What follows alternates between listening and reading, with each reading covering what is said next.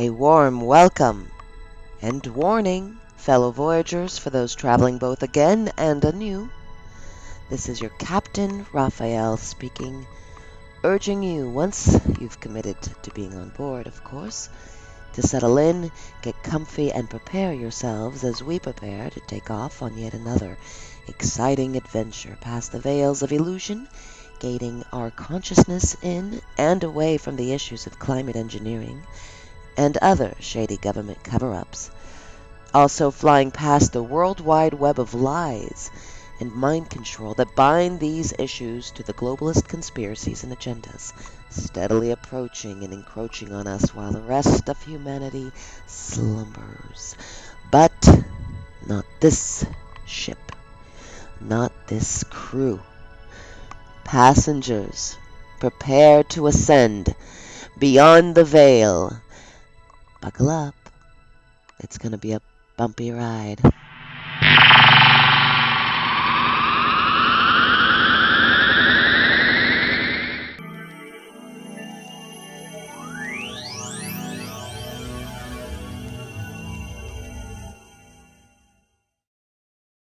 Because she was so upset when she woke up to chemtrails 7 years ago, she was so upset that she wrote a children's book called Funny Clouds. She wanted the kids to know what was going on. She also made her own podcast, and I'm very thankful to have her here with us. All right, I'd like to just start off by thanking my mother for this presentation, rest her soul. When I was a little girl, she went to a parent-teacher conference, and the teacher told her, Raphael talks too much in class. She has lots of potential, but she talks too much in class. And when I told her, Mom, I'm talking to her, I'm asking her questions, she said, screw her, you ask your questions.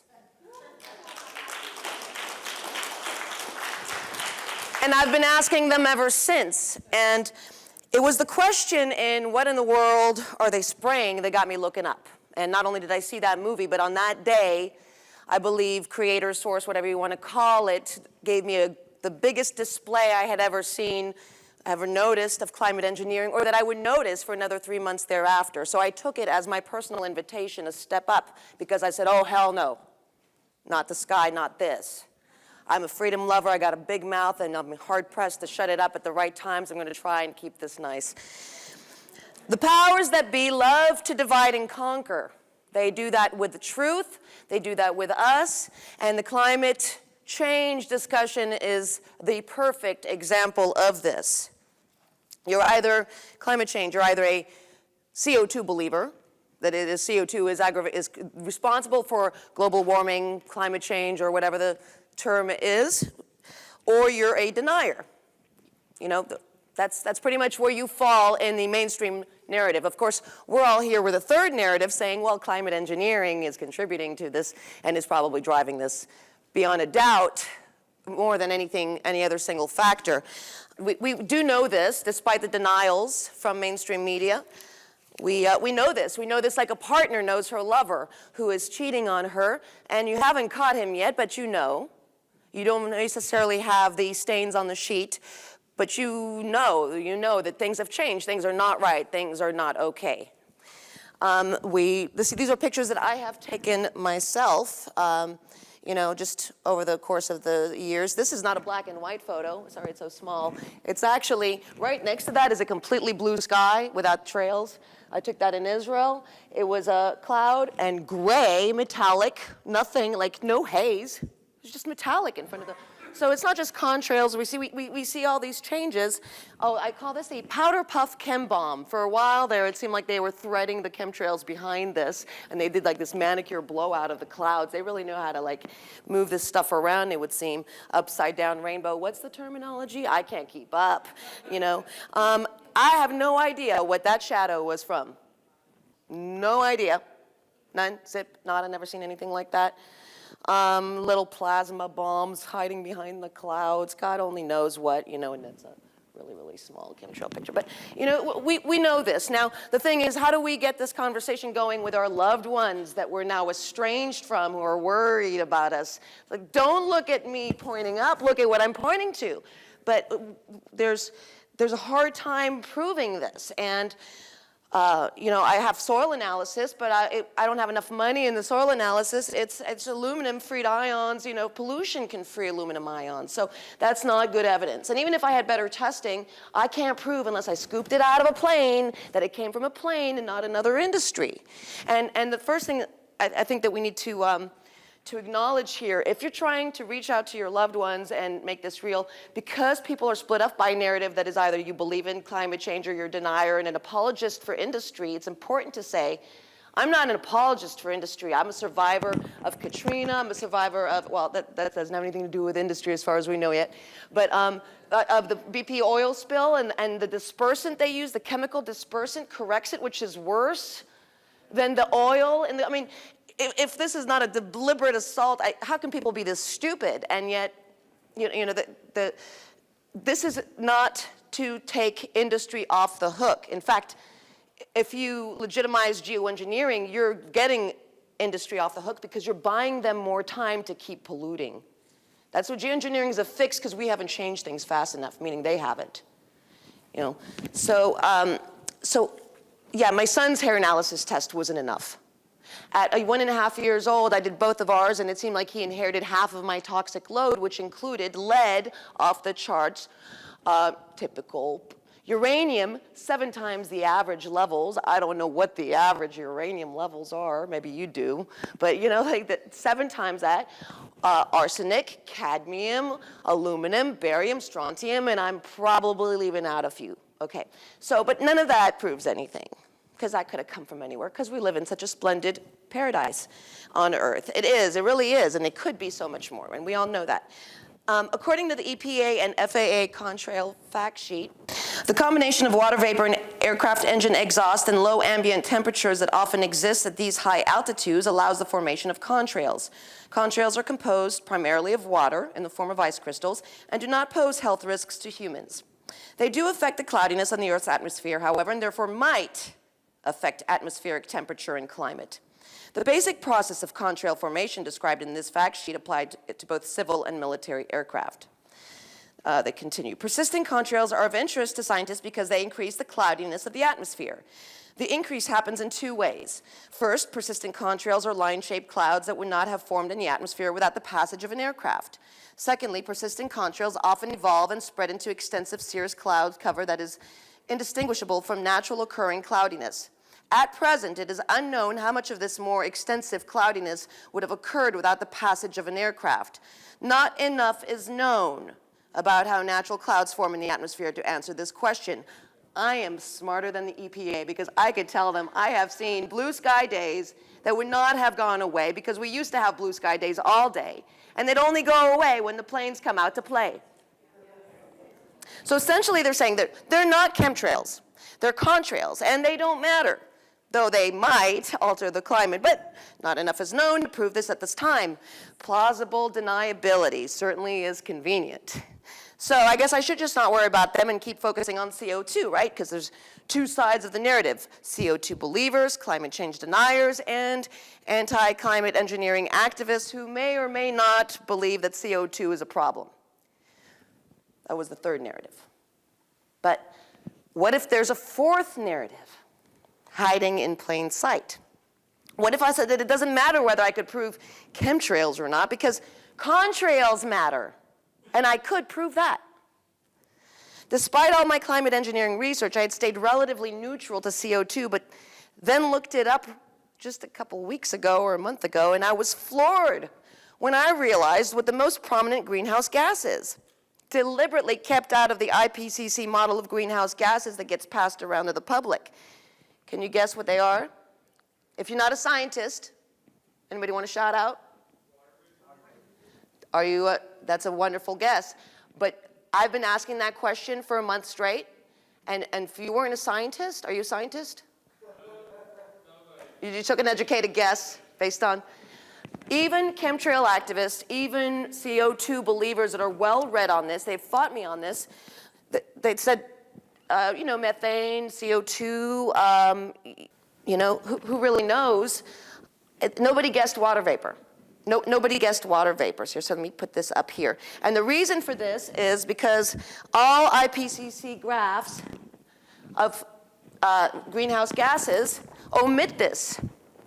All right? Omit that water vapor is the most prominent greenhouse gas on Earth. Okay? A greenhouse gas, like carbon dioxide, it represents around 80% of total greenhouse gases in the atmosphere and 90% of greenhouse gas volume. Where have I been for 7 years? How many billions of dollars does it take to keep everyone, left, right, and alternative of the narrative, completely unaware of an obvious scientific fact? So water vapor and clouds account for 66 to 85% of the greenhouse effect compared to a range of 9 to 26% for CO2, Yale, 2008. Now when I wrote Funny Clouds, a chemtrail tale, my act of love to parents who did not want to lie to them and who could not keep up with the lies around them, and just the fact that they're going to be painted as crazy wingnuts, you know, based on the mainstream narrative. I had 7 bad reviews before I sold my first book. Now, if chemtrail conspiracy is just a conspiracy theory, then why are people watching my pages 7 days a week, you know, 24 hours a day, 7 days a week, 365 days a year to jump on it as soon as I finished the book and to get the trolling going on? And then it became a battle of believers versus non-believers. I have more comments than I have book sales, unfortunately, but the point was to stir up the conversation, and it did manage to do just that. But in that narrative, in the release of that, I took on some of the debunkers. You know, like, okay, if this is a major conspiracy, it should be easy enough to prove. And this is where I found out one evidence after another was not good enough, you know, for them. The bunkers love to say, you know, chemtrails are just an internet hoax. Excuse me, but your internet hoax just took over my sky. No, they haven't, they say. Those are just contrails, just harmless water vapor, and it's not weather modification since it's not cloud seeding. So goes the narrative, and you're supposed to just go away because you get intimidated by him. But the fact remains that the fleet of planes, commercial, military, or otherwise, as far as you know from the ground, still come out, sometimes on cloudless blue sky days, and lay contrails that don't go away, grow, and completely white or gray out the sky, removing the blue skies, and not a single meteorologist across the nation over the years, except maybe now they're starting to, has ever mentioned that your blue skies got overcast from jet cirrus. But jet cirrus is the terminology the debunkers use. Oh, that's just jet cirrus, you don't know? Well, the silence is deafening, like Matt said. And meteorologists just regurgitate what is doled out to them. I went to the American Meteorological Society conference last year that came to New Orleans and was asking meteorologists what they thought about geoengineering. They all agreed it was a horrible idea, but might be necessary later on. And when I asked them why they thought it wasn't going on currently, they all said the same things. They get a songbook, you know, so don't hate on them. They're not necessarily in the know. They wouldn't be given the wrong songbook, right? All this science that goes behind it. But they thought it was too expensive. Well, it's not relatively cheap, considering the alternative of getting off major fossil fuel consumption and all the other polluting elements of industry.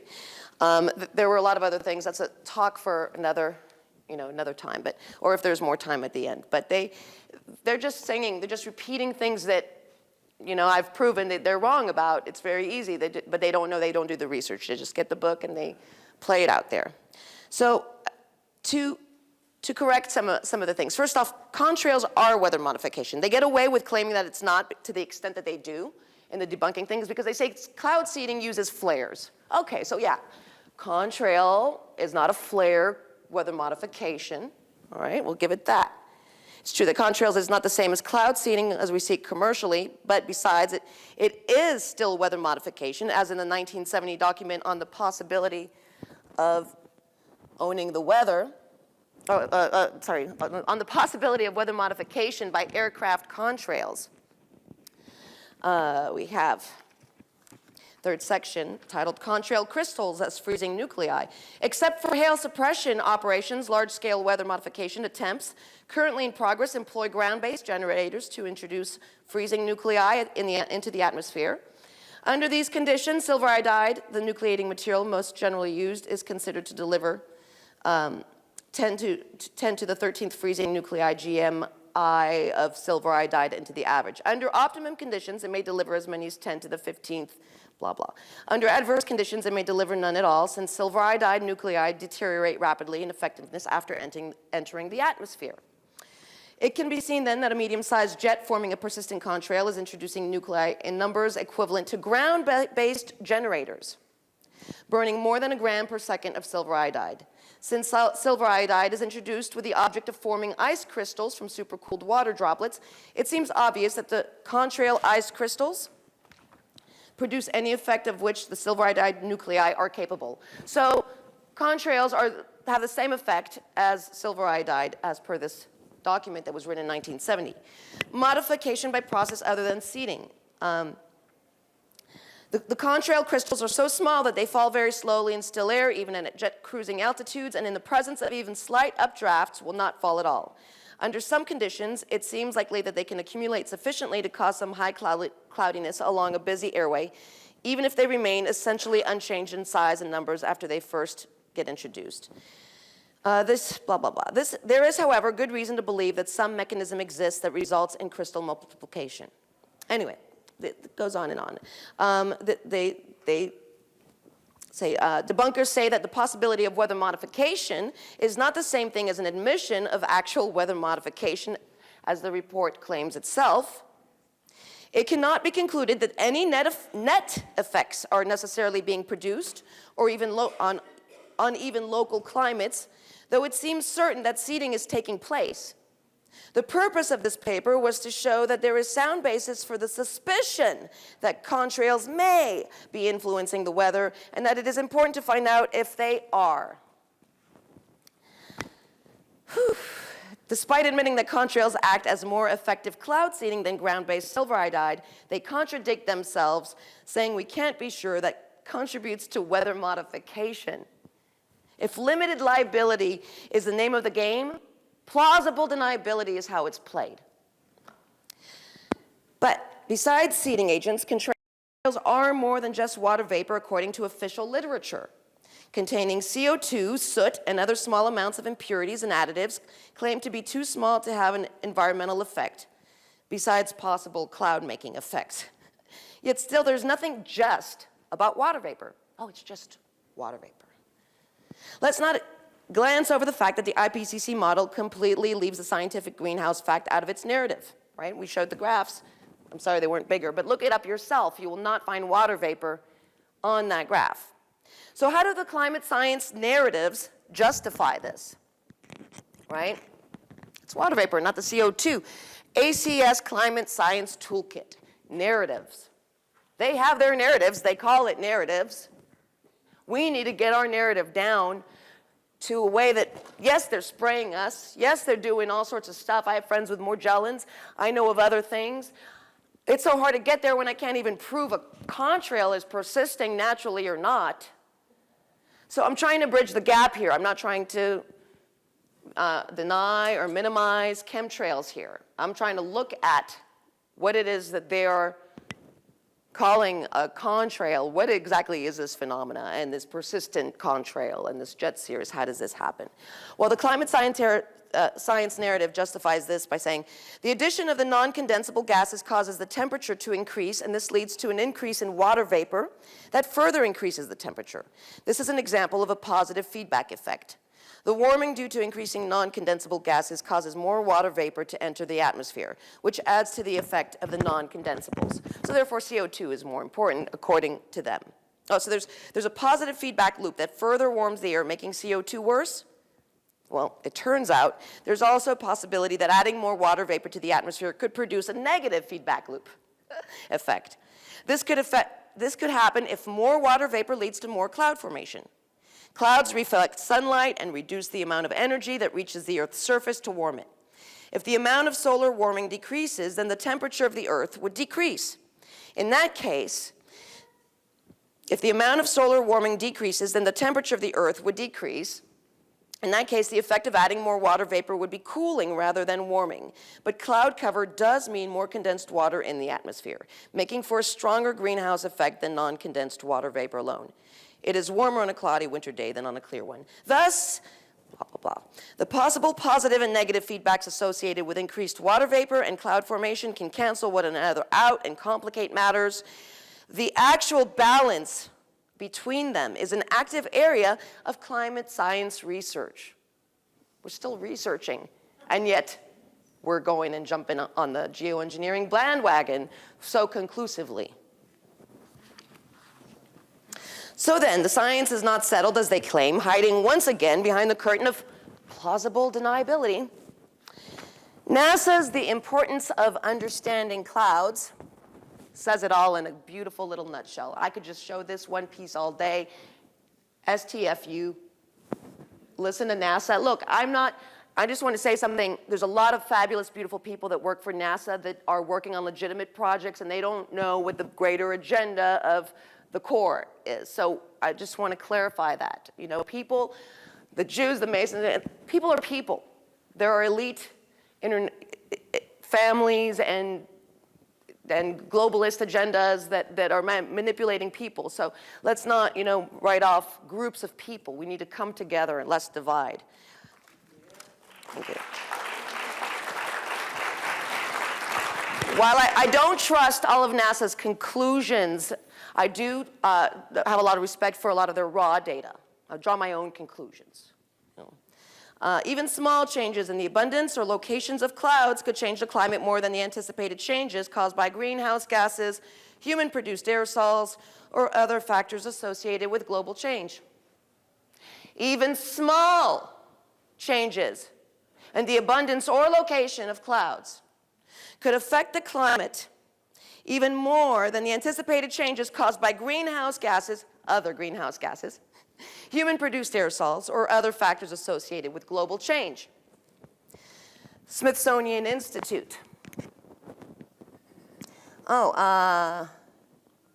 Airplane contrails may be creating accidental geoengineering. You think? Dissipating haze from plane exhaust alters how sunlight reaches the Earth and may be unintentionally affecting our climate. Well, excuse me, but isn't that what us chemtrail activists have been saying for years? That we are seeing geoengineering going on. We get the tinfoil hats and Smithsonian gets intellectual brownie points for saying what we know is going on may be going on, only accidentally. Again, limited liability is the name of the game, plausible deniability, how it's played.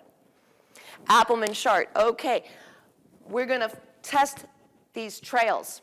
The Appleman chart, you heard about it? It was how to be able to predict if a contrail was going to persist or not. People don't realize this. There's something false in the narrative when you say that there is no historical reference for persistent contrails. That's not true. That's not true. I've got something from 1921. I got something from 1945 that's interesting. I would love to get into it some more if there's some time at the end. It is a phenomena that was very rare. They are exploiting it.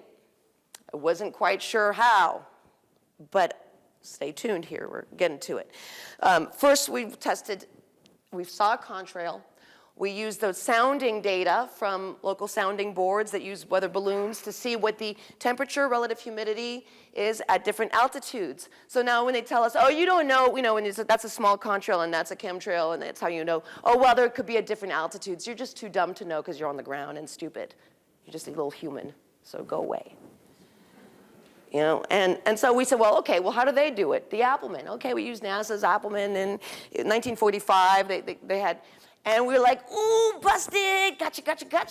Contrail persistent when it shouldn't. Posted that all over and came the debunkers. Oh, no. Yeah. They said the sondes that are used have a dry bias, so they're not really that good. And plus, the planes are different now, so the conditions that make trails persist are different. Okay. You know how some people say Contrail turbojet engines should be making less contrails, not more, in the chemtrail narrative? And I have no idea. I'm not a scientist. I'm just a dumb human. But if I say they should create less persistent contrails, I'm in the position of having to prove it. They say that they should make more contrails. I say, okay, why are you doing that? Don't you know they affect the weather? Don't get caught up in narratives. Don't get cornered into responding in a certain way, no matter who, even our heroes, or telling us. Hold these people accountable to their narrative because it doesn't hold water. Stop being in a position to prove yourself. Have them prove themselves.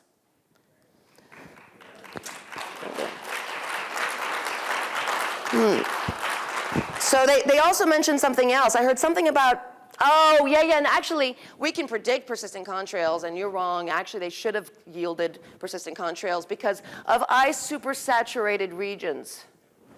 I didn't hear that one. What? Oh, I'm so stupid. I better hide and do some research before I answer, And I looked at the NOAA glossary of weather meteorology for ice supersaturated regions, supersaturated ice regions, nothing. Okay, anyway, keep going. Another debunker pulled out this measurements of the growth of the ice budget on a persistent contrail. So this was the glossary that doesn't have the ISSR. This is measurements of growth in the ice budget of a persistent contrail by R.G. Nolenberg, 1972. And this was shared as proof that the ice budget of a contrail was humble, something like that. But what I found interesting that caught my attention was this revealing passage. See, they share this information to woo me with the science, and they think I'm not going to look at it. And then I see things they didn't want me to see. The experiment, how do you measure how do you conduct an experiment on persistent contrails? You got to set it up and all that. The experiment simply involves the use of a jet aircraft with controlled engine performance factors to produce a contrail under conditions favorable to its growth, and then make repetitive sampling penetrations or orthogonal to the flight track. Wait, what? Let's repeat that. The experiment simply involves the use of a jet aircraft with controlled engine performance factors to produce a contrail under conditions favorable to its growth, and then make repetitive blah, blah, blah, blah, blah. So more questions arise, such as what controlled engines performance factors can determine the persistence of a contrail? The engine does control the contrail formation along with certain pre-existing conditions. All right, so I decided to get back to the supersaturated ice regions. Google brought this 2007 Royal Meteorological Society paper up titled Evaluation of the Use of Radiosondes Humidity Data to Predict the Occurrence of Persistent Contrails. And sure enough, contrails form when hot and moist exhaust mixes with cold, drier ambient air. I'm sorry, this was,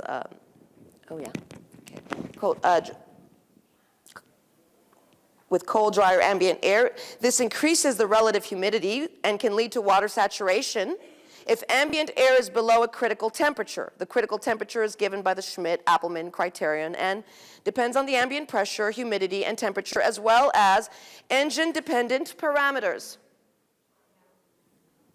If the air is subsaturated with respect to ice, contrails persist for more than a few minutes. However, in the case of supersaturation with respect to ice, RH ice greater than 100%, contrails can persist for up to several hours and can eventually even evolve into extended cirrus clouds that are undistinguishable from natural cirrus. I can distinguish them. Engine-dependent parameters, oh yeah, what are those? Next, again, thanks to my dialogue with debunkers, I soon landed on the document Ice Supersaturated Regions. Oop, that was the wrong one. That was the last one. And this one didn't sink in right away. I had to reread it a few times, but then it comes out. This big nose is like a bullshit detector, excuse my French, but I just go right to the meat of it. And when I read this, a good marker of ISSRs is persistent condensation trails when the sky is otherwise free of clouds. Since the mixing process in an aircraft exhaust plume can create very high degrees of supersaturation even in dry ambient air, The formation of contrails does not require as high ambient humidity as the formation of natural cirrus. Don't need that humidity they were talking about. Contrails can therefore decorate the sky when no cirrus clouds are around. Contrail persistence, however, requires at least ice saturation. A sky full of contrails but without cirrus therefore shows that there must be an ISSR. Funny, that would be absent from the NOAA glossary of meteorological terminology. No? Seeing as this is the very basis of the conspiracy theories, that you would think that they would want to share as much of this as possible. Let me tell you, one of the debunkers, Peter Mitch on Facebook, I've had up my butt so far for so long I could taste him in my tonsils. And I'm so sorry for these people inspire vulgarity in me because they're paid to destroy my son's future. And I keep him around to argue with him because he was the more polite one. But you know how I lost him? After all these years of like trying to get rid of him? I said, okay, you know, you want to like, when I ask you some questions and then you give me a bogus answer and I call you on it, then you want to take me to the beginning of cloud dynamics, physics in the 1400s, and I said, okay, I want to learn. First question I asked, he disappeared. I wrote him back, I said, where are you? I miss you, lover. All you got to do is enter their logic instead of defending your own, and you'll see there is none. So, mixing process. These clouds, you know, here we were talking about what kind of paint is coming out of the planes. Is it a water paint color or is it a chemical color paint? But it is the canvas. It is the canvas. You send your planes, they don't have to be making any contrails. And I have seen what I was labeling and suspecting were quick dispersed chemtrails. Years ago, I was in Charleston, South Carolina, and they would come out. They were longer than the short ones. They were longer, but then the sky got heavy at the end of the day when the fleet of planes all came out, and you could slice the air, it seemed. And then I proved it to myself, but I can't share that proof with the world because I didn't take a picture. I had binoculars that were Army military grade. And I saw two other planes. Now, I can't remember if they were in front or behind it, but they were triangulating on it, like studying it. And they had no contrail. So it's not just like, I want to tell people, my God, if you can't even understand about these chemtrails, you're not going to, the rest of the technology is going to go over your head. Because it's 30, 40 years ahead of us already. And, you know, exponentially multiplying.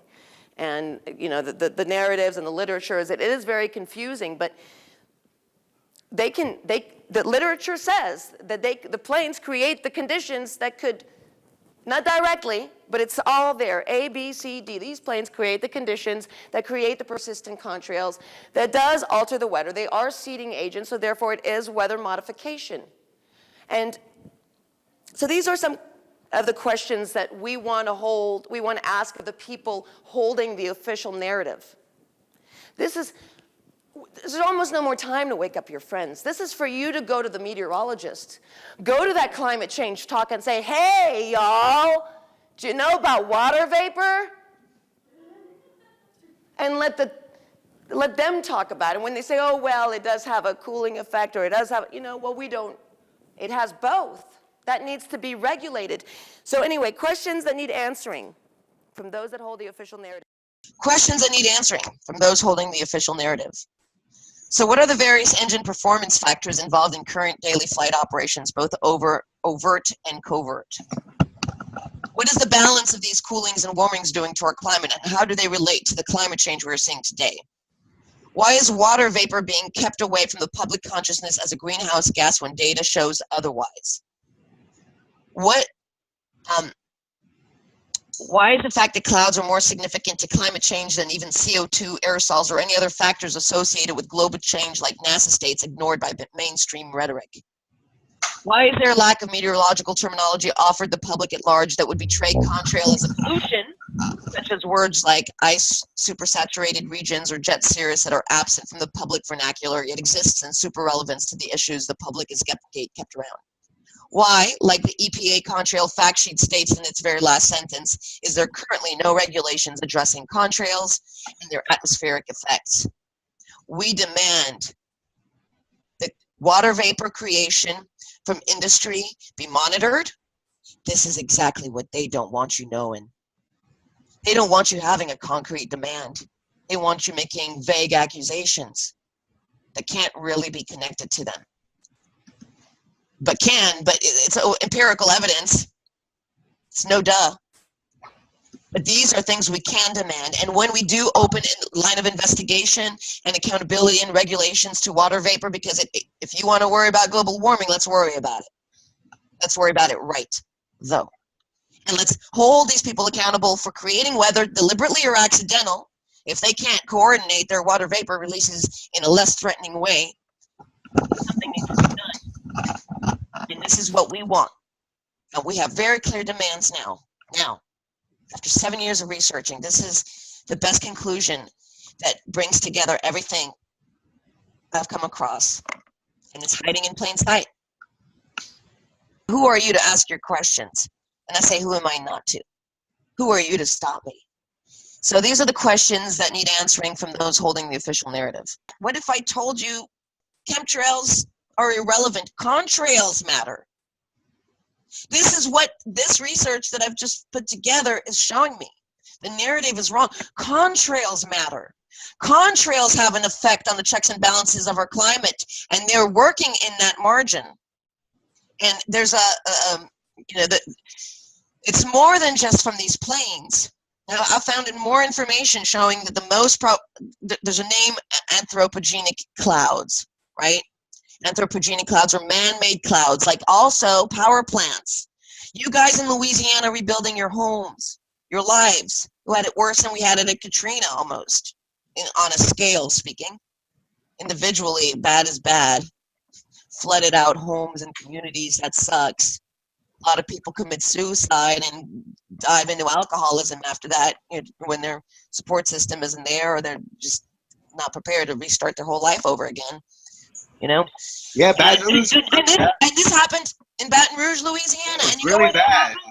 do you know where that came from? Yeah, I We do. saw that coming out of the radar. Showed the power plants releasing huge amounts of water vapors synchronized within minutes of each other at the same time that fed right into this 1,000-year flood. Yeah, 1,000-year flood. That's what they don't want you to know. All these chemtrail activists, look up at the plane you can't catch and prove. Yeah, it's the third annual 1,000-year flood. The third annual 1,000-year flood, and it's not just here, it's everywhere that they're doing this. And so, if you want to tell me it's accidental, well, Dane Wigington, who is one of the biggest mouthpieces in the movement, has a webpage, geoengineeringwatch.com, attacks this theory and treats it with the same disdain that debunkers of chemtrails treat chemtrails. It's like, that's ridiculous. Water vapor releases creating weather. I worked at a power plant 30 years ago, he says. Oh, really? Oh, tell us about that, Dane. And tell us about how this patent for water vapor creation from a power plant is completely unlikely to be used when we see it coming out of radar, when we see it in Disney predictive programming in Zootopia. I did that in the podcast. I showed Zootopia, showing the little bunny going into Zootopia, the perfect utopian land, which is really signifies the New World Order. She's going to go be a police officer, even though she's a bunny, because in Zootopia you can be whatever you want to be. And she goes through all these little regions that are climatized, and the first one she goes through is this winter wonderland, and poof, poof, poof, 6 power plants she drives through, release these big giant clouds, and then she goes through this desert, and she goes through this tropical land, and all within just a mile of each other, So we know this technology exists. I believe the chemtrail movement, and I'm not going to say anyone is doing anything deliberately. We can have wrong information. You just have to see through the main voices of the left, the right, and the alternative movement, because the powers that be don't care which group is leading or in power. They just want to control that group. And they do that by controlling the narrative. They keep us divided. This understanding that the contrails, that they can send up a fleet of planes ahead of chemtrails, and this is validated by testimony I heard from a friend who used to be in the military, who used to be a PSYOPs guy. He was like one of the Cobras. They didn't call them cobras. They had different acronyms that no one has ever heard of in the first Gulf War. And he took pictures of them. He said they worked in tandem. One would come and then the other would do their thing. So they're very interested in this. The literature abounds that talks about not just the mastering of weather for good purposes, but as a tool, silent warfare. The one who has access to these tools and technology has the advantage of being able to conduct silent warfare on his enemies and them not knowing. And the people are viewed as enemies. And, it's not the crowd. I probably have to prove that too. But so this is how the narrative is being controlled. See the same circular systems.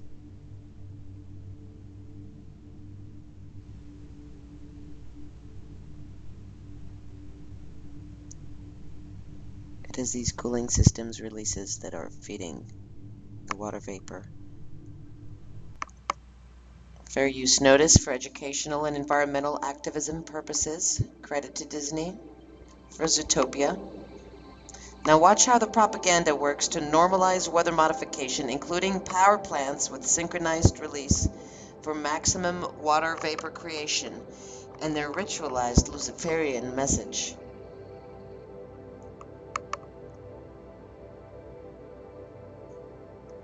Bunny's on her way to Zootopia,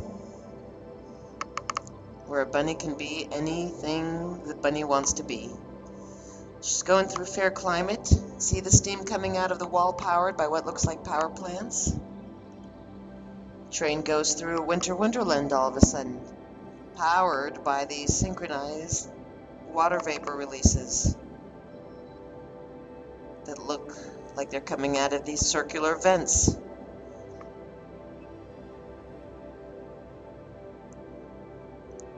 The whole winter wonderland world is ice frozen over artificially. In the perfected future, all animals live as one, and all climates will be manageable. So climate engineering comes in many shapes and sizes. Some of it is, it can't really say benign, but for benevolent purposes, like saving a city from, 50-cent piece hailstorms that would do a lot of damage. And you could say that's a good and valid use of the technology. But the problem with this technology that time and time again in the whole history of weather modification, when you learn it, illustrates this point, is that there's always liability. You cannot take the rain over here, as the Texas cattle ranchers sued the Texas Weather Modification Board for doing cloud seeding experiments and saying that, well, you stole our rain. This was in the 50s or something like that. I don't have my fact sheet with me, but I mean, history is just laden with examples after examples from the Charles Hatfield, who flooded San Diego when he was offered $10,000 if he could fill the Morena Reservoir. 1916. Sorry. Yes. Okay. And he did it so well. He took out some livestock and some lives and some property, and they said they would pay him the $10,000 fee he had, reward that he wanted to claim, but he had to take the liability for the lives and the loss, and that was in the millions. So the 10,000 wasn't really worthwhile. And it continues on to this day. So it's always maybe, or we don't know, or we don't, it's not really that effective. All the literature is really slow to admit effectiveness. And that's actually a problem that I saw when I went to the the Meteorological Society, American Meteorological Society conference. Mm-hmm. We were asking meteorologists, so what do you think of geoengineering? Oh, it's a horrible idea. Might be necessary if things get bad enough, but horrible idea. We don't know what that's. Okay, well, why don't you think it's going on right now? Oh, it's too expensive. Well, we just heard the CIA director talking about how cheap it would be in light of it's all relative, right? If you are buying time to not make environmental changes. See, people think that if you're a chemtrail activist, you're against the environment, because you're a climate change denier and you're an apologist for industry. Not so. No, you're not. Industry sucks. Okay? Industry is the reason why. I mean, the idea of the planes and the aviation and everything. I mean, as you were saying, you didn't even say it on mic. I'm going to speak for you. The idea that when you're looking at a contrails are chemtrails because they're water vapor and their CO2 and sulfur and other impurities that God only knows what. And even in the literature, it all varies. Mm-hmm. My team and I had some questions, so when the American Meteorological Society decided to have their annual conference in New Orleans in 2016, we took it upon ourselves to attend. Despite our limited means and finances, we found a little place where we could sit across from the Starbucks coffee where people were going to and from. And we were able to engage with a few of the folks that we came across that day and ask them their thoughts about geoengineering and hear what their reservations were and also why they were inclined to not believe geoengineering was already going on. The following were a few of the typical reasons we were given as to why.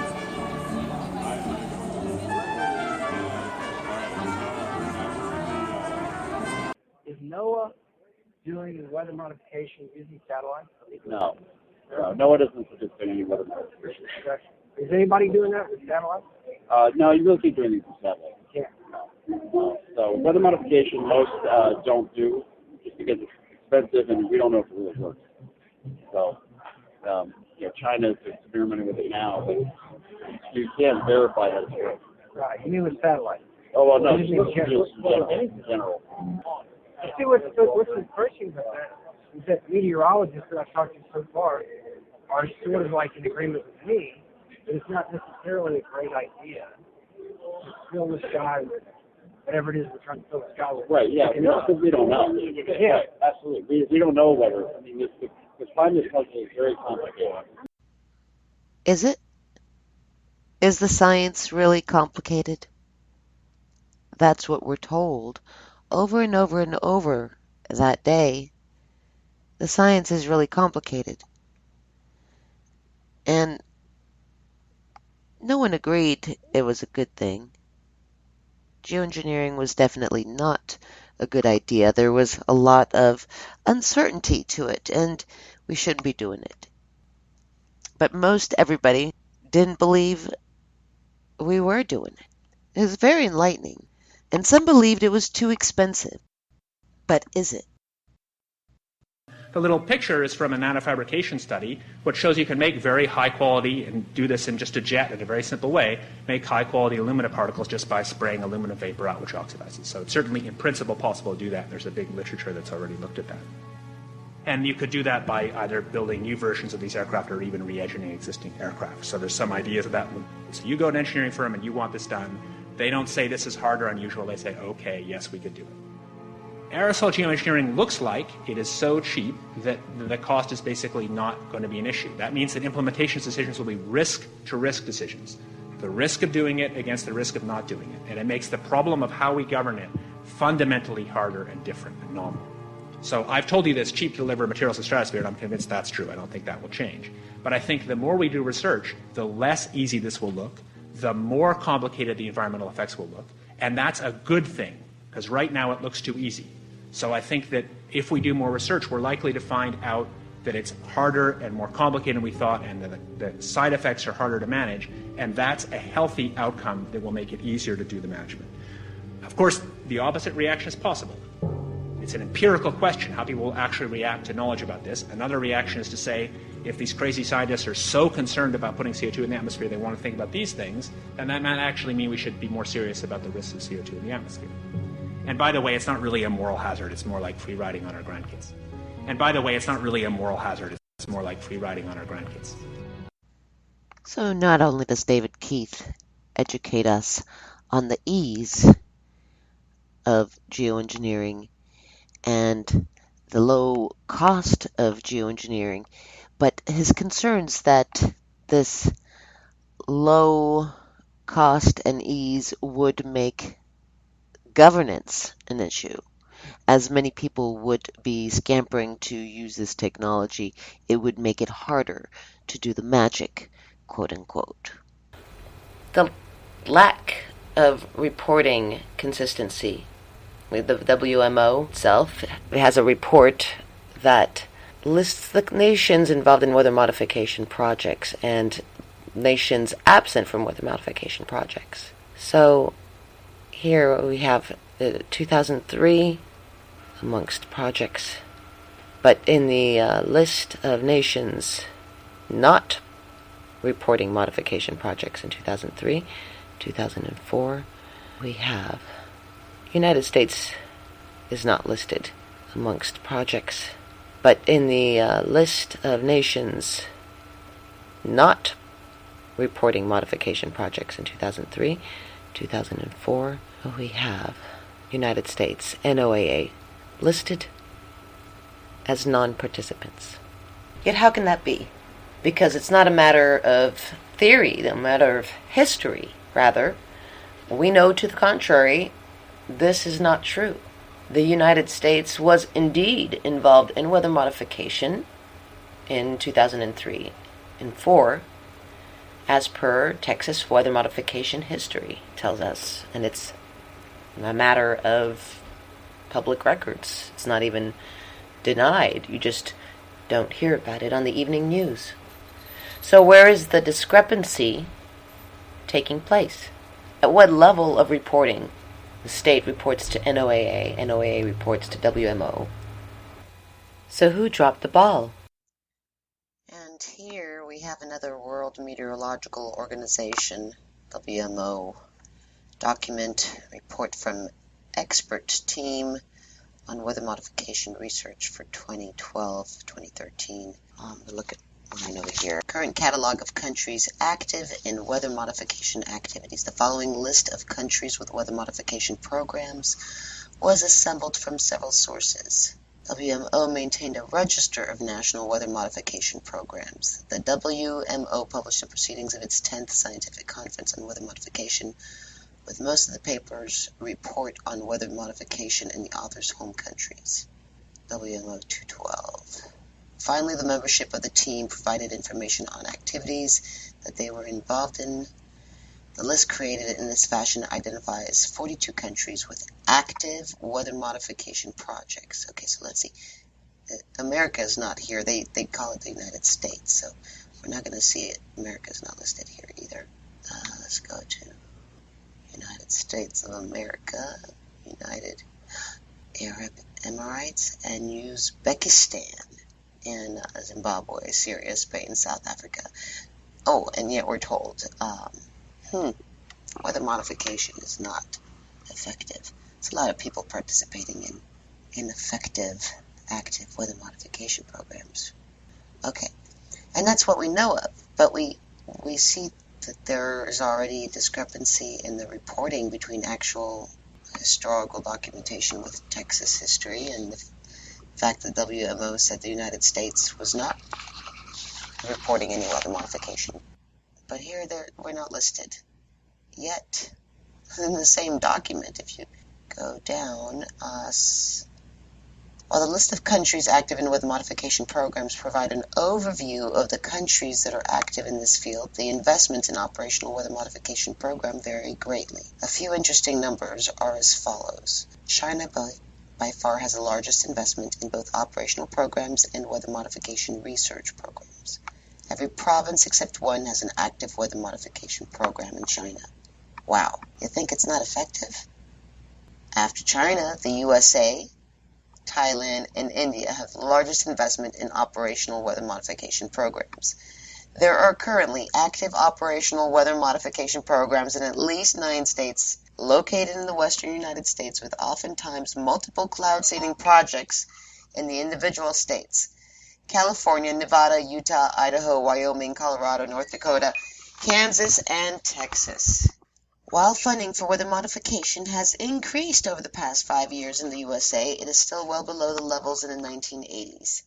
Anyway, there are now several operational programs around the world that have conducted cloud seeding annually for more than 50 years without interruption. In the USA and Australia, these programs are mostly supported by hydroelectric power companies. 2 major research programs in weather modification to enhance snowpack are currently ongoing in the U.S., namely in Wyoming, including modeling and field work in part funded by the National Science Foundation, and Idaho, modeling funded by Idaho Power. A smaller research project has been started in the state of Texas. Okay, so why they said the U.S. is not participating in active weather modification programs earlier in the same report, I have no idea. weather modification and geoengineering. The interaction between current weather modification activities and needs and the advance of geoengineering activities and needs. The team decided it is desirable for WMO to state its position to GE. There are many aspects common to both GE, geoengineering and weather modification, but at different spatial scales. It was also stated that if we still do not understand weather modification at small scales, understanding what the impacts of geoengineering would be at a large global scale should be seen as a major challenge. It was also decided that a statement on geoengineering should not be a part of the weather modification research statement, and geoengineering in its totality should not be considered as part of the mandate of the ETWMR, because there are several aspects that do not relate to clouds and GE that fall outside the scope of expertise of the committee. So they're going to separate weather modification from geoengineering.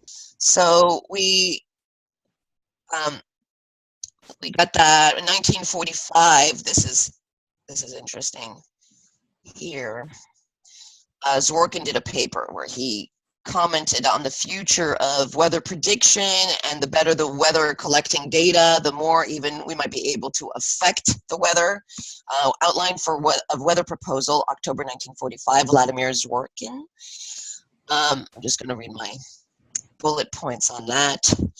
In a discussion, okay, in a paragraph immediately following the vapor trails observations, Zworykin says, in a discussion of the energy for weather control, one cannot avoid reference to the possible utilization of atomic power, but adequate knowledge of the absorption and reflection of different types of surfaces will permit utilization of the other great source of power, the sun. Okay, that was 45. Also in the document, there are a variety of possibilities for modifying local heat balances through its effect on the local heat budget, surface friction, and moisture distribution. According to Zworykin, the eventual goal to be attained is the international organization of a means to study weather phenomena as global phenomena and to channel the world's weather as far as possible in such a way to minimize the damage from catastrophic disturbances and otherwise to benefit the world to the greatest extent by improved climate conditions where possible. Such an international organization may contribute to world peace. So these are the well intentions of man always has noble intentions to do better the lot for the rest of mankind. But what ends up happening is the technology ends up being sucked into the hands of those who can afford to do the research and carry it out. And they have an agenda, which we've already spent many, many shows talking about. What about rebuilding the whole area of the South? Got hit by those huge tornadoes. Right. That to me is, that tornado. That too was man-made, and the flooding in Louisiana. Let me just tell you, this is going to go back into our point here. I'm kind of getting ahead of it, but the flooding in Louisiana, the 1,000-year flood, we saw come out of power plants. We saw synchronized water vapor release. Now, there's patents out there for that. There's predictive programming in Disney's Zootopia that shows little bunny going to Zootopia, a little promised land, which is, I think, symbolizing the New World Order or whatever. And she goes to these different climate regions, and one of them is a snow-packed winter wonderland, which has 6 power plants that poof, set off at the same time, massive. And we're not talking about like steam coming out of a tea kettle. We're talking about like billowing smoke, like a raging fire or something. And they have ships that do it now too. And they have ships. Oh yeah, the fog that they leave. They leave fog, and I was reading about cloud seeding through fog, allowing fog to get in, and actually that force multiplies storms. They have man-made fog with chemicals and dry ice and several things in it that creates a rain situation. We've been seeing that in New Orleans. Yeah. More heavy fog for sure. But you're from New Orleans, right? Yes. Okay. Did they or did they not steer Katrina to make it a Category 5 on land? I could not touch the subject once I became a climate engineering researcher because it was too personal for me. Until my podcast, Beyond the Veil, I found somebody I interviewed who was a captain who was ordered to bring as many body bags as he could gather 11 days before Katrina made landfall. Before it was a named storm, they said there was going to be a hurricane and it would hit New Orleans. And I said, the body bags were for the region? No, to be no more than between 100 and 150 at 115 miles out of town of New Orleans. Right. He bought 2,556 body bags to New Orleans 11 days before Katrina. Just remember this about Katrina. Hurricanes, and I've studied weather. I wanted to be a meteorologist. Hurricanes, when they hit land, die. Katrina, on the other hand, powered up to a 5. It was a Category 4 when it hit landfall, went to Category 5 when it hit New Orleans. That was part of HAMP, the Hurricane Atmospheric Modification Program. One of the first hurricanes they modified that way. Yeah, I noticed that now since they modified it, we scarcely have a hurricane that hits the area. So we'll be back with more here on Ground Zero. This is a unique little book covering a topic that is much overdue for teaching children about our environment.